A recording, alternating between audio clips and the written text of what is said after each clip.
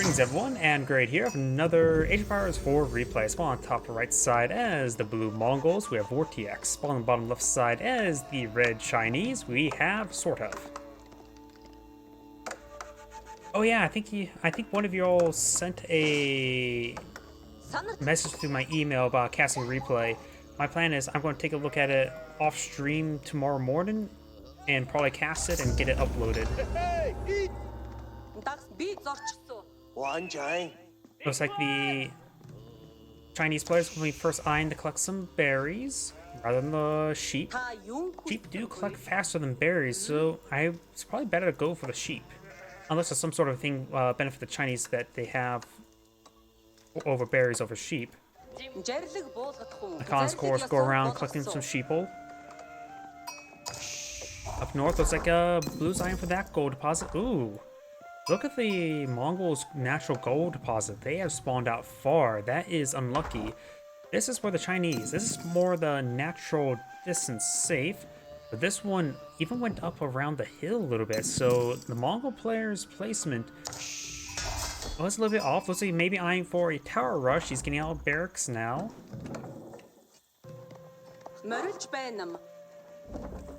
And looks like he has repositioned his gear to be around the deer. It surprised me to see some of those replays, even though I was in them. They were old enough that... Yep, when I casted King's Wrath for just a short amount of time, just for a bit of a hobby, sort of fun. And let's just say I tend to go through the replays on the command post quite quickly. I try to eye for like the longer length ones, because those tend to be the better, more likely the more entertaining replays. Longer is generally better. Shorter replays are usually an indication like, oh, somebody just got bike rushed and went down. A bit of a brag replay. We do go, of course, got now the spearman. Does have time to spearman pull out of the field, but looks like they didn't properly rally them. This gold deposit is a bit exposed, but of course the Chinese player... Wait, he's investing some gold on something. Has 40 per minute? You start off 100 gold when you start out the game, right? Unless China starts out with 0 gold as the imperial official. Usually it's just a lot of chaos for me to cast 3v3s and 4v4s where I usually missed a lot of action. It's just hard to cast them because usually there's something going on somewhere and I don't like to miss the action. I try to avoid missing action. Hand cannoneer slit does fire a shot there. Looks like hand cannoneer slit does fire up pretty far. Villagers coming up way over here. Spearmen coming, escorting forward. We got a large wave of defensive spearmen here. He must have scouted out the barracks there. Yeah, he definitely had to scout over there.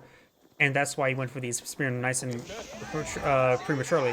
And he does find the reinforcement there. And there's 4 there. There's 2 here. Yeah, cancel and run. There's just too many defensive spearmen here. Got a line of palisade walls being put on the field just in order to funnel them into the hand cannoneer of the town center.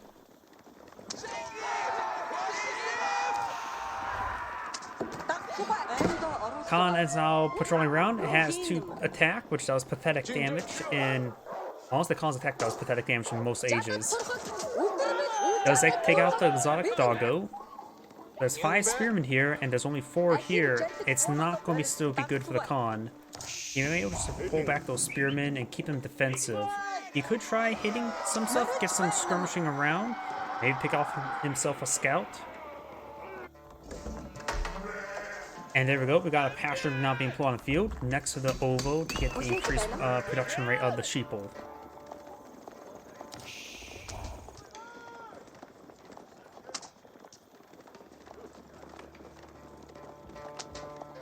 On does find some arrows there. We got 5 spearmen here, but now there are 6 here. The Chinese player still has an advantage. Villagers got a bit misrouted there. He may have actually no, he's not misrouting them. He may be trying to pull out a mine over here. Or he's going for the Bardic in the Sun. There's the Bardic in the Sun. The silver tree is now being employed on the field. The silver tree... I'm a little bit more critical when it comes to Mongol landmarks and playing Mongols. So I really want the Mongols to be good, but they're not that strong of a faction. They don't get a lot of tools as for aggression. even though they have to be aggressive. The Silver Tree is a landmark that it's a bit of a trap. Traders are expensive, and since you can't really control land, if you go from too early, it's really not good. Looks like some of these villagers are getting stabbed. He does take out one of the villagers there. The other two will go ahead and finish the Bardic in the Sun. Oh yeah, as well as I forgot to switch back over the Rumble here, so in case anybody chatted over the Rumble. And Silver Tree, or not Silver Tree, the Bardic in the Sun will be completed. He does peel off one of the spearmen there, and does go ahead and pick off this lone spearman. Put a lot of holes into his chest. Backing on up, and the Bardic in the Sun has been completed. Silver Tree is almost completed as well.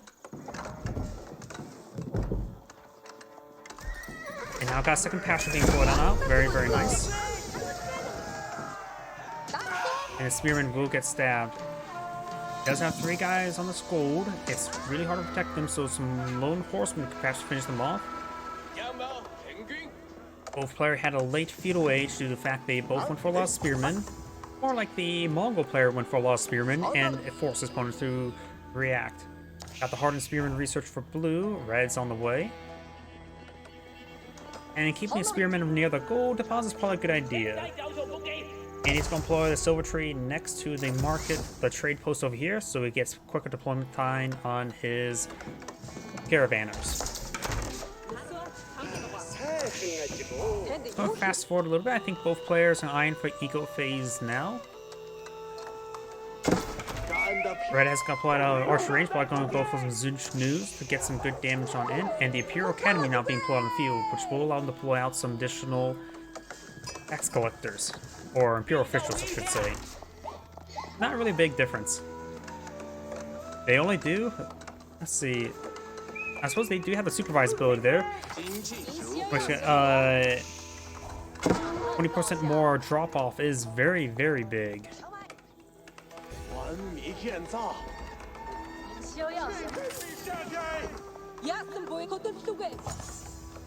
Got a decent number of spearmen here for defense. Likely the Mongol player will need to pull out some archers. And when you see some Zunch News being put on the field, we got a Zunch New, however you pronounce that. You will need to get out some horsemen. Zunch News right now do have 4 damage times 3. So horsemen, not only they'll do bonus damage to them, but they will, and they do have 2 inherent pierced armor. So blue may want to go for his pierced armor research, which is very powerful against the Zunch News. And then get out some horsemen as well, but he may be a little bit too late. That he does have a stable here. And we do got the spearmen charging forward, as well as a hit squad of archers as well. This will force back Red's army. Nope, it's going to continue forward. Zunch News not being put on the field. They're ripping apart these lightly armored units. They do have less light range than an archer. So archers will get good damage there. Does pick up the wounded villager there. He's going straight for the villagers. You have, looks like 5 spearmen pushing way forward. I thought there was more Zunch News there. He must hold those back. He does not finish off the villager there.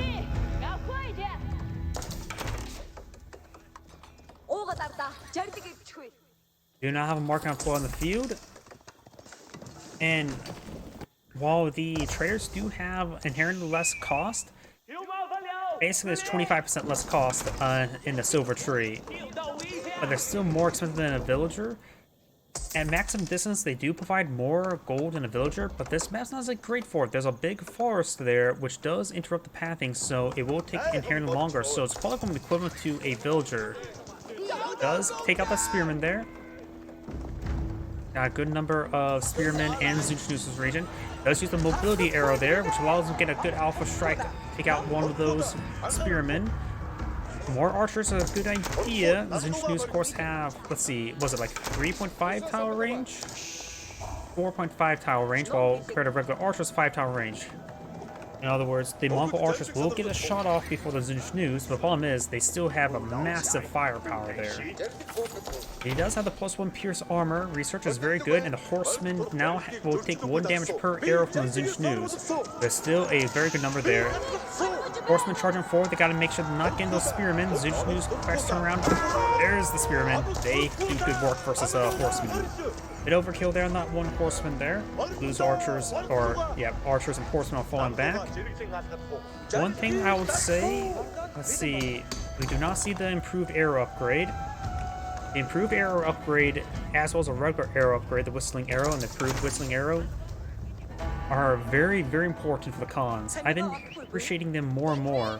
Having the buff from the con for 12 seconds rather than just 5 is incredibly powerful. That make it so your archers are having really good rate of fire for 12 seconds.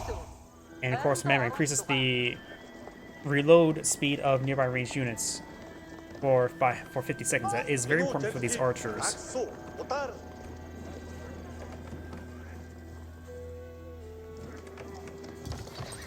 We got a decent number of caravans on point of view. We got a single person pushing up forward.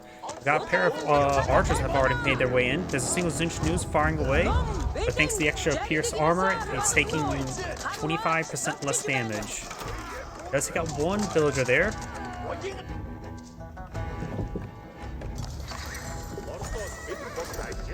More horsemen now being deployed down the field.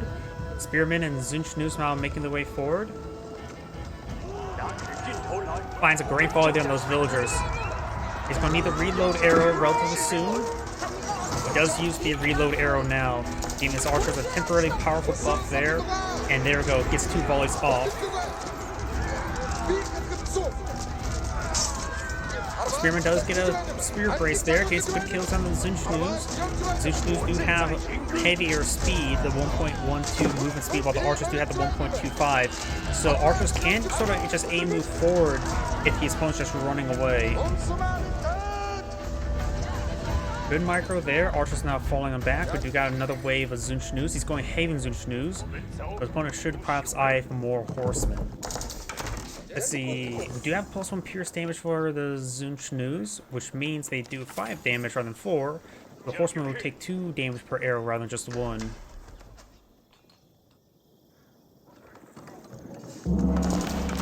Obo's now depleted.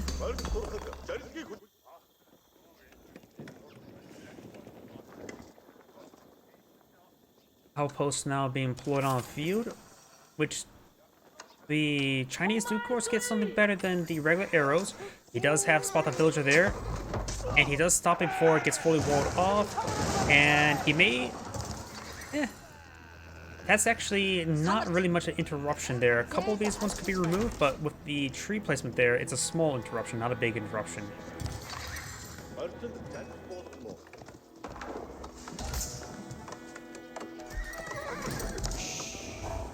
A massive wave of Zunchnu's now deployed on the field. Ovo has not been rebuilt, but I think I see a couple villagers trying to redeploy a new one. Still no arrow upgrade.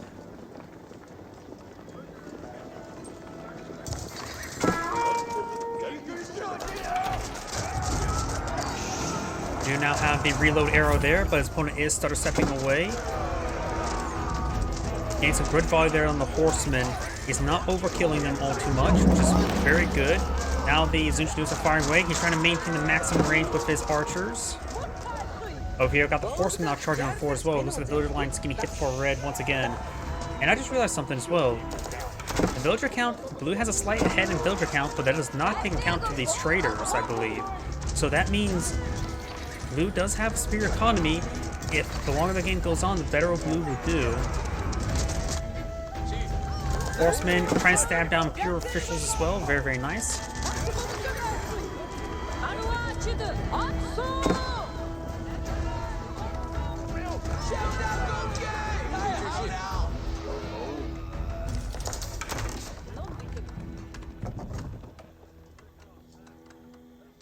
We got right now 32 Zunchnu's and 1 spearman. So 1 guy with a big stick. We also got some of these outposts being put on field. It's going for some arrow slits. Arrow slits are decent enough for light units.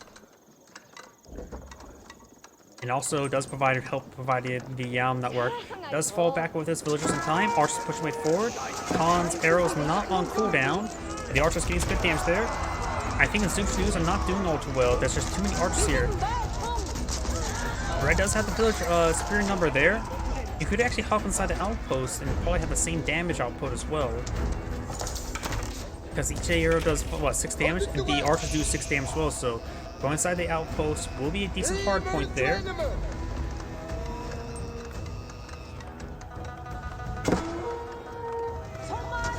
Another wave of horsemen do charge forward. They could perhaps pick off the Imperial Official. Imperial Officials do have more health than villagers. Let's see. Has 75 health. Villager has 50 health. And Imperial Official has no additional armor as well.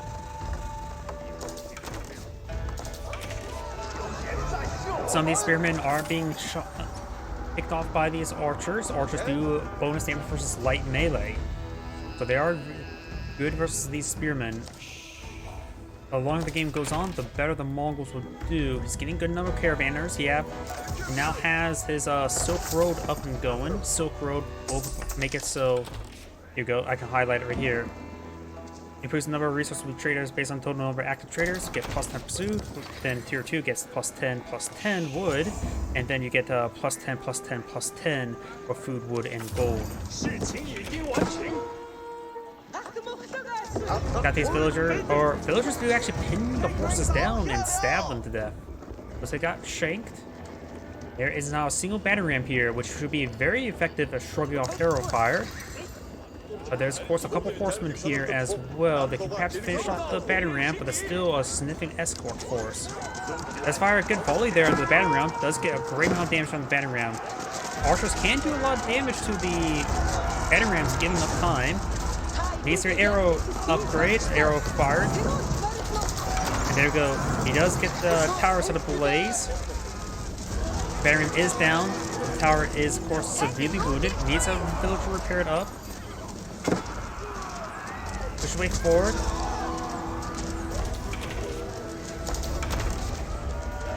Got more Zunchus here. Horseman charging forward. Horseman are getting focused down. And the Khan gets focused down as well, but his arrows was on cooldown. So he's only providing minimal fire support at that point in time, and arrows do have significant cooldown. We're gonna have 28 versus 30, relatively similar numbers. Looks like the villagers do quickly repair up that outpost. Mage eyeing for another batting ram. You can of course deploy them out in the front line with these Zunchus, and that is a Kurultai, a very, very powerful landmark. Good for both attack and defense, and I find it actually even better on defense rather than attack, believe it or not, because that 20% extra damage makes it very difficult when overcoming armor.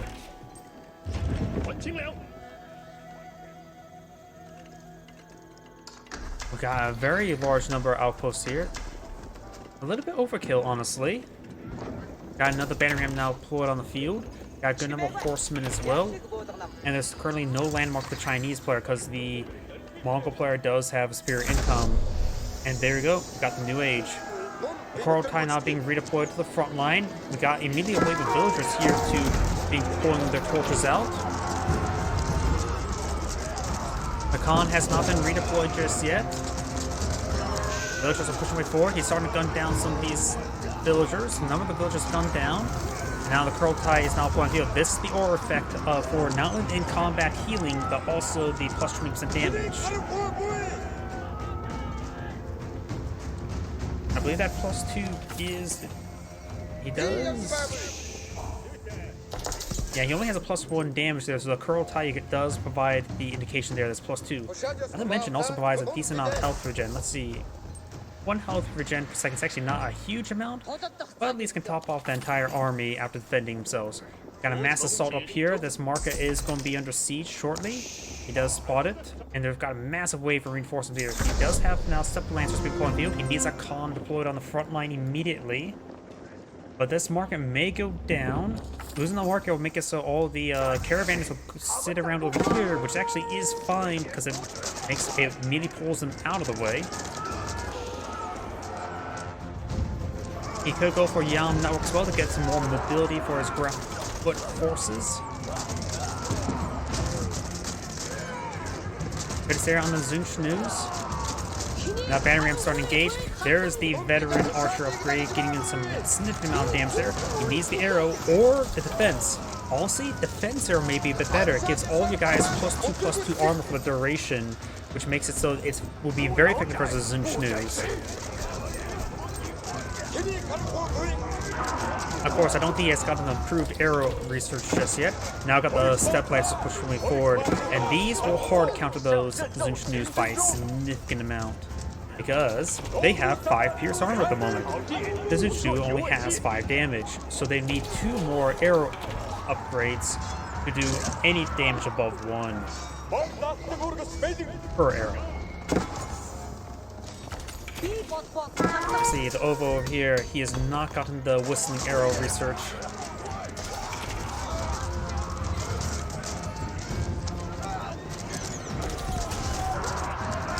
Khan's not pushing way forward, getting some slices there onto these Zinchnews. Starting to focus on these Lancers now. Of course, they do have these Zinchnews can do some good focus fire there with their ×3 arrow. And they are not in large enough numbers to overcome those Zinchnews. But it looks like we've got more of the Lancers being pulled on the field. He's getting out another 5 more, it looks like. And Blue has a significant number of traders on the field.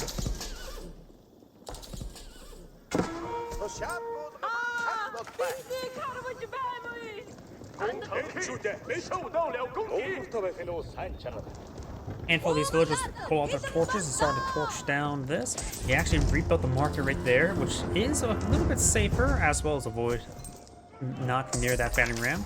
100 gold per drop off for those caravans. That's pretty good.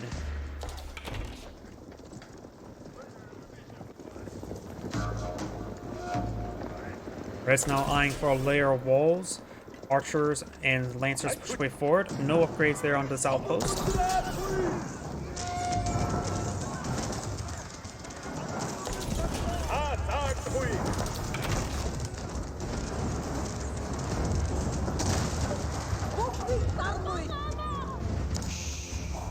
You got now 2 outposts floated over here. There is 6 villagers. Oh no, there's more than 6 villagers. There's 18 villagers trying to collect those deer. He does manage to interrupt these walls there, as well as pick off some of these extra villagers. They do get inside the tower there, but he's just going to ignore and go straight for the space. The Vortix Sun basically is a heavy tower. Doesn't really have a whole lot of fire support. It's just meant to garrison the basic defensive emplacement with a good amount of health. Lancer's now charging forward. We do got a good number of spearmen here for escort, but now the archer's making their way forward. Getting some damage there on those spearmen now. He has queued up orders there, and now we do have Red now reach his own castle age. Now we got the defense arrow right there, giving some great defense for his forces. On the absorb a lot more arrow hits there. Spearmen getting some good flanks there. The flanking spearmen do get cleaned up. Blue's now engaging this force here. I think Blue will crush this army. Red will have a hard time dealing with all these Lancers. There's a lot of them there. Unable to put enough spearmen there, and Red does back the game now. This and Grade saying thank you for watching, and on to the next replay.